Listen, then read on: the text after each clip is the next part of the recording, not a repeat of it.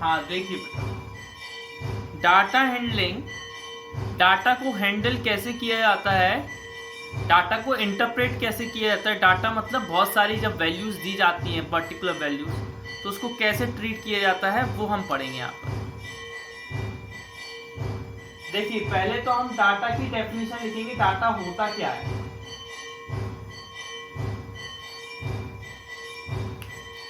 ठीक है, डाटा क्या होता है बेटा, जो कलेक्शन होता है ना,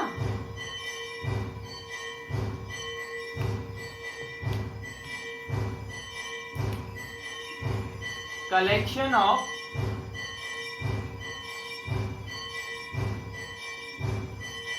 same type of information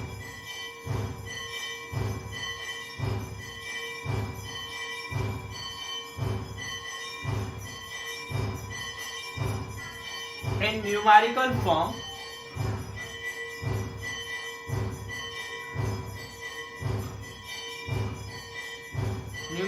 form में इज कॉल्ड, उसी को हम लोग क्या बोलते हैं, डाटा बोलते हैं। Is called data. Example, weight of 5 student, weight of 5 student, हाँ 5 स्टूडेंट का जो वेट है वो हमको अगर दिया है, जैसे मान लो 44 kg, 50 kg, है ना, एंड सो ऑन, ऐसे हमको वेट दिया है, तो ये क्या कहलाएगा, डाटा कहलाएगा। देखो बेटा, एक ही प्रकार की इंफॉर्मेशन दे रहा है ना, वो वेट की वजन, जो स्टूडेंट का वेट है उसी की इंफॉर्मेशन दे रहा है, तो वो क्या कहलाएगा, तो वो क्या कहलाएगा, डाटा कहलाएगा, है ना। हाँ, इधर देखिए, आगे देखिए,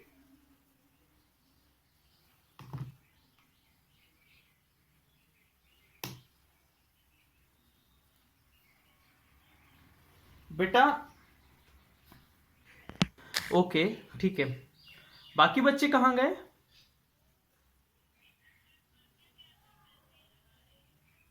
दिल लगा रहे, देखते हैं हर्ष को, चलो चलो ठीक।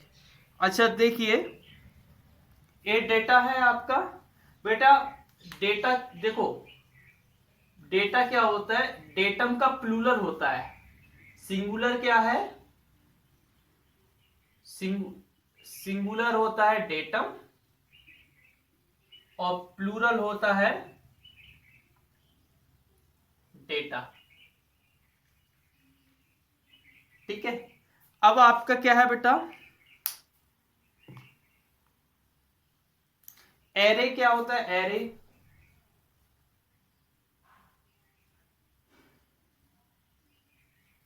देखो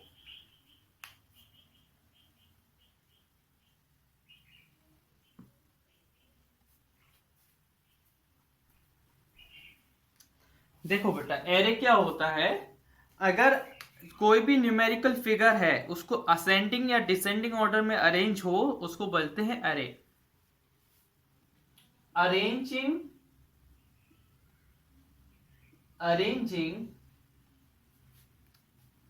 द न्यूमेरिकल, जो भी न्यूमेरिकल डाटा है, numerical data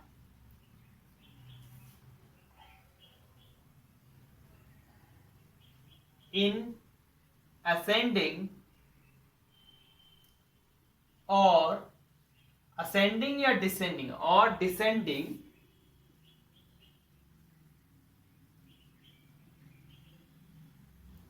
order is called an array.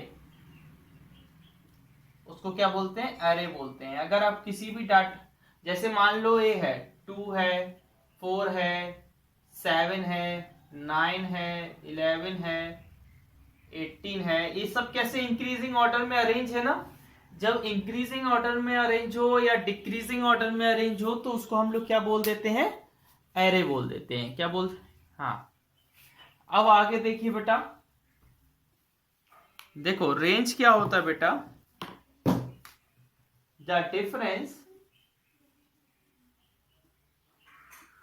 जो डिफरेंस होता है between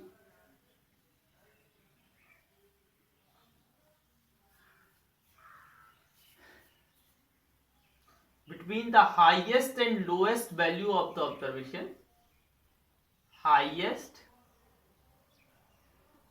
and lowest value of the observation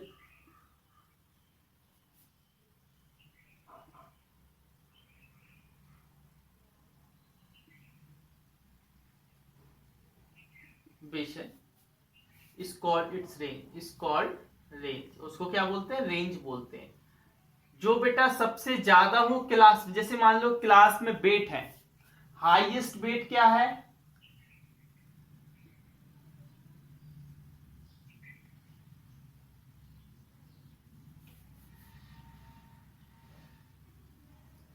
highest wait क्या है, हाईएस्ट वेट मान लो क्लास में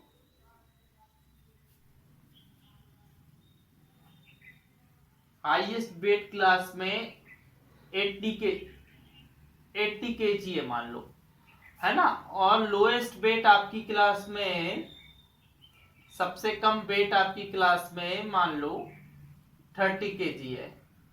तो रेंज क्या आएगी, रेंज क्या आएगा, रेंज आएगा 80 माइनस 30 इक्वल टू 50 के जी। रेंज क्या आएगी, 50 के जी।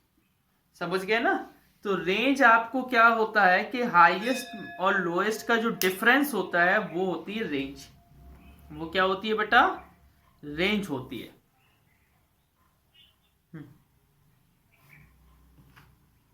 देखो बेटा, किसी चीज की फ्रीक्वेंसी, फ्रीक्वेंसी क्या होती है वो मैं आपको बता रहा हूं।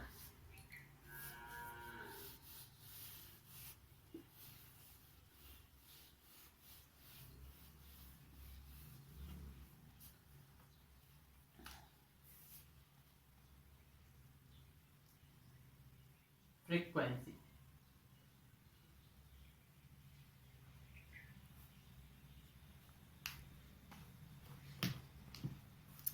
फ्रीक्वेंसी होती है द नंबर ऑफ टाइम्स, जो भी कोई ऑब्जर्वेशन आ रहा हो, the number of times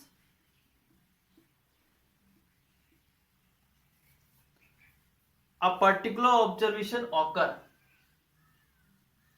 a particular observation occur, कोई भी ऑब्जर्वेशन कई बार आता है तो उसकी फ्रीक्वेंसी वो कहलाती है, कितने बार आता है ऑकर, इस कॉल इस फ्रीक्वेंसी, उसकी क्या कहलाएगी, वो फ्रीक्वेंसी कहलाएगी।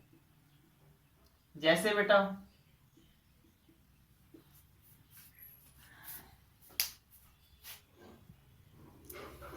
रुद्र तिवारी बहुत जल्दी आ गए आप। जैसे मान लो कोई है बेटा ऑब्जर्वेशन, देखो ये दी है ऑब्जर्वेशन, ये ऑब्जर्व, जितने जल्दी रुद्र तिवारी आते हैं उतनी जल्दी चले भी जाते हैं, है ना। हाँ देखो बेटा 2 4, एक 3 दिया है, फिर से 2 है, फिर से 4 है, 5 है, फिर से 3 है, फिर से 2 है। तो बेटा फ्रीक्वेंसी ऑफ 2, 2 की फ्रीक्वेंसी क्या होगी, नहीं नहीं 2 कितने बार आया, 1 2 3 बार आया तो 3 हो जाएगी। 3 की फ्रीक्वेंसी क्या होगी, ये फ्रीक्वेंसी लिख रहे हैं हम, 3 कितने बार आया, 2 बार, 2 हो जाएगी। 4 की क्या होगी, 2। 5 की क्या होगी, 1, है ना। फ्रीक्वेंसी वो कहलाती है कोई भी चीज कितने बार आ रही है आपके ऑब्जर्वेशन में, समझ गए ना। कोई भी चीज कितने बार आ रही है वो उसकी क्या होती है, फ्रीक्वेंसी।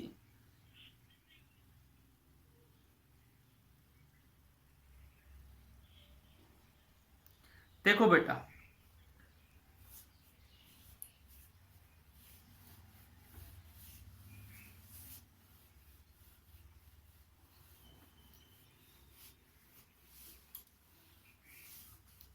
टैली मार्क्स देखिए बेटा, टैली मार्क्स।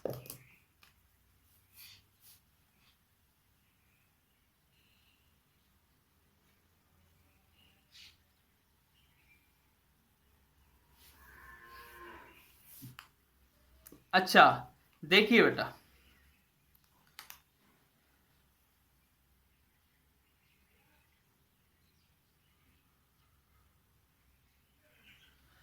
देखो, वी डिनोट द फ्रीक्वेंसी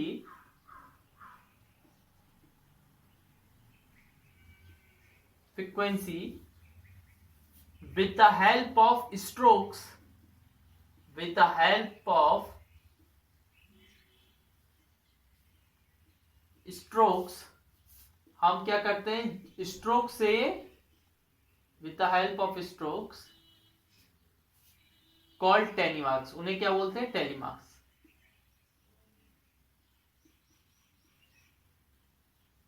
बेटा हमें ये बताइए, 80 लिखा है ना, 80 है। हमें ये बताइए, अगर जैसे किसी की फ्रीक्वेंसी 1 है तो उसको टेलीमार्क्स उसका क्या होगा, ऐसा। किसी की फ्रीक्वेंसी 2 है तो उसका टेलीमार्क्स कैसा बनेगा, ऐसा। किसी की फ्रीक्वेंसी 3 है तो उसका टेलीमार्क्स कैसा बनेगा, ऐसा। किसी की फ्रीक्वेंसी 4 है तो उसका टेलीमार्क्स कैसा बनेगा, ऐसा। लेकिन किसी की फ्रीक्वेंसी 5 हुई तो उसका टेलीमार्क्स ऐसा हो जाता है, कट जाता है। इफ किसी की फ्रीक्वेंसी 5 है तो उसको ऐसे बनाते हैं। फिर अगर किसी की फ्रीक्वेंसी 6 हुई तो ए भी बनाएंगे और फिर एक अलग से बना देंगे। 7 हुई तो एक अलग से, 8 हुई तो एक और, 9 हुई तो एक और 10 हुई तो फिर से काट देंगे। 11 हुई तो फिर एक और, 12, 13, 14 और 15 पे फिर काट देंगे। हर 4 के बाद जो 5th वाला होता है वो कटता है, वो उन 4 को क्या कर देता है, काट देता है। ठीक है ना, यही आपकी क्या होती है, टेलीमार्क्स होते हैं। ठीक है ना।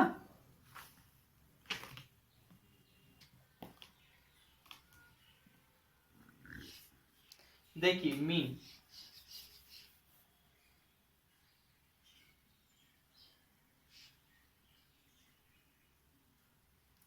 मीन क्या होता है बेटा,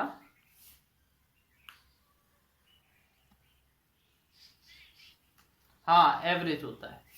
द अर्थमेटिक मीन, इसको मैं इससे, द अर्थमेटिक मीन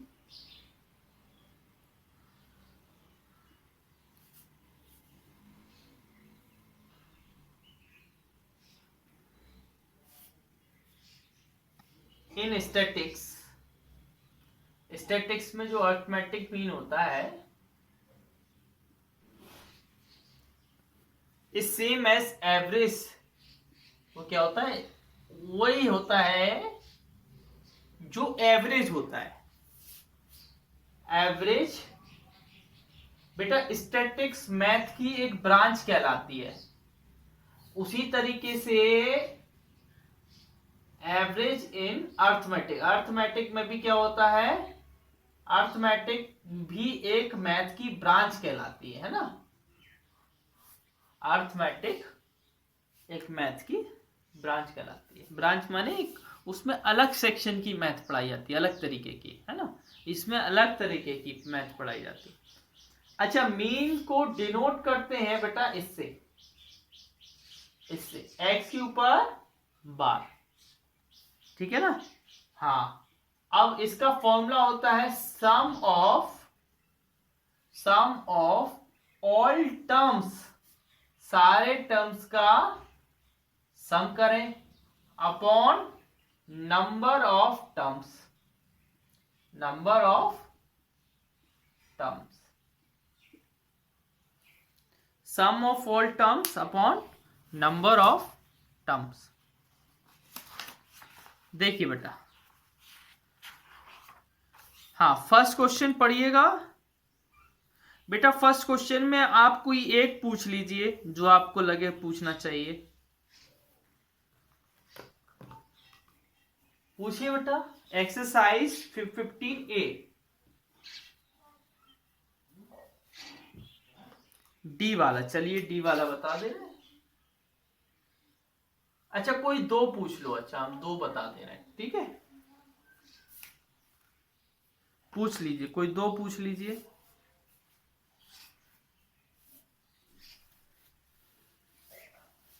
कौन कौन से बता दूं, बताओ।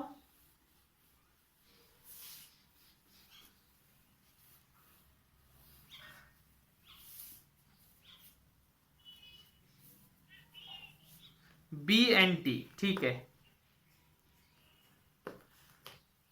बी वाले में बोला है, फर्स्ट के बी वाले में 7 whole number, first 7 whole number, first 7 whole number क्या होते हैं? फर्स्ट 7 होल नंबर होता है 0 1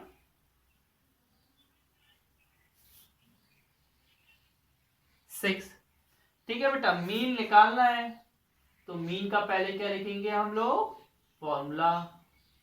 फॉर्मूला क्या होता है? सम अपॉन टोटल नंबर जितने हैं।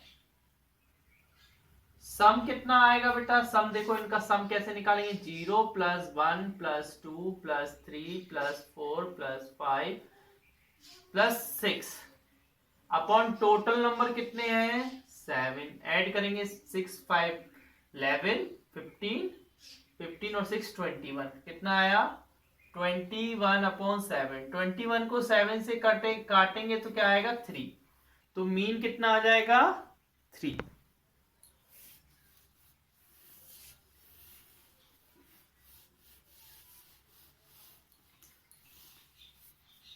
मीन कितना आ जाएगा? 3।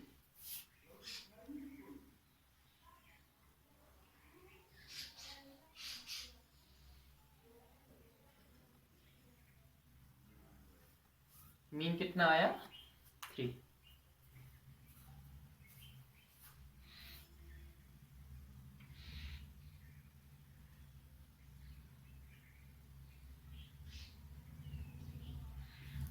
आगे नेक्स्ट क्वेश्चन डी वाला देखिए।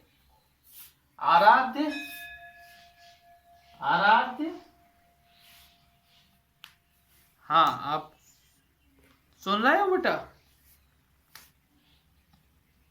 ठीक है बेटा। ₹7, ₹19, ₹31, ₹43, ₹70, इन सब का मीन निकालना है। तो मीन ऐसे सम करेंगे बेटा। ₹7 plus ₹19 plus ₹31 plus ₹43 plus ₹70 upon total कितने हैं? 5। ये आ जाएगा 170 रुपीज, 170 अपॉन 5।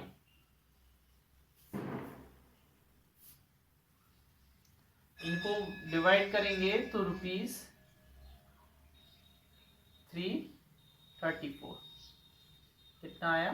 30। नेक्स्ट क्वेश्चन पढ़िए, क्वेश्चन नंबर 2।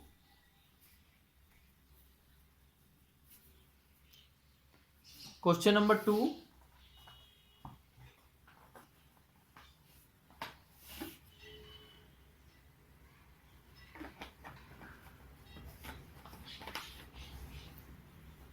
क्वेश्चन नंबर 2 में लिखा है सीमा obtained the following score out of 100 on a set of spelling test।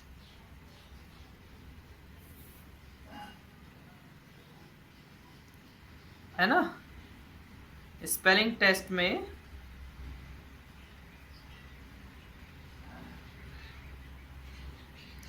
What is her mean score, उसका mean score क्या हुआ? तो मीन आप निकाल लेंगे। लास्ट 6 बैटिंग स्कोर इतना, what was his mean score, सभी का मीन स्कोर निकालना है। तो आपके लिए